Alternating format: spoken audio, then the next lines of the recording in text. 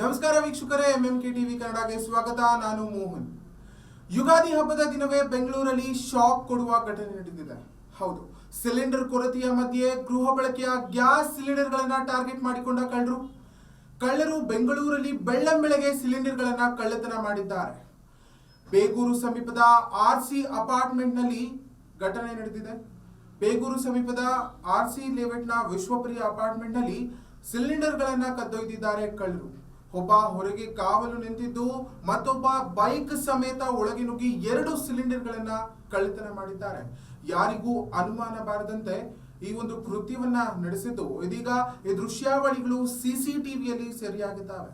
ಆರೋಪಿಗಳಿಗಾಗಿ ಪೊಲೀಸರ ಹುಡುಕಾಟ ಆಗ್ತಿದೆ. ಈ ಬಗ್ಗೆ ಹೆಚ್ಚಿನ ವರದಿ ಎಲ್ಲಿದೆ?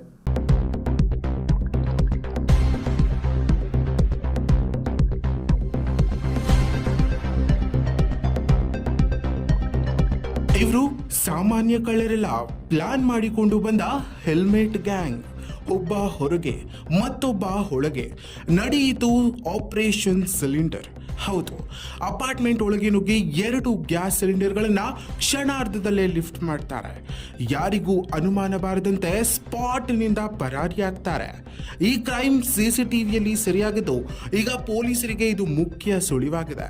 ಹೌದು, ಯುಗಾದಿ ಹಬ್ಬದ ದಿನವೇ ಬೆಂಗಳೂರಲ್ಲಿ ಗ್ಯಾಸ್ ಸಿಲಿಂಡರ್ ಕಳ್ಳತನ ನಡೆದಿದೆ. ಬೇಗೂರು ಸಮೀಪದ ಆರ್ಸಿ ಲೇಔಟ್ನ ವಿಶ್ವಪುರಿಯ ಅಪಾರ್ಟ್ಮೆಂಟ್ ಅಲ್ಲಿ 2 ಯುವಕರು ಹೆಲ್ಮೆಟ್ ಹಾಕಿಕೊಂಡೇ ಬಂದು 2 ಗೃಹ ಬಳಕೆಯ ಸಿಲಿಂಡರ್ಗಳನ್ನ ಕದ್ದೊಯ್ದಿದ್ದಾರೆ. ಪ್ಲಾನ್ ಮಾಡಿಕೊಂಡು ಬಂದ ಕಳ್ಳರು ಯಾರಿಗೂ ಅನುಮಾನ ಬಾರದಂತೆ ಕೆಲಸ ಮುಗಿಸಿ ಎಸ್ಕೇಪ್ ಆಗಿದ್ದಾರೆ. ಈ ಸಂಪೂರ್ಣ ಘಟನೆ ಸಿಸಿಟಿವಿಯಲ್ಲಿ ಸೆರೆಯಾಗಿದ್ದು ಈಗ ಪೊಲೀಸರು ಆರೋಪಿಗಳಿಗಾಗಿ ಹುಡುಕಾಟ ಆರಂಭಿಸಿದ್ದಾರೆ.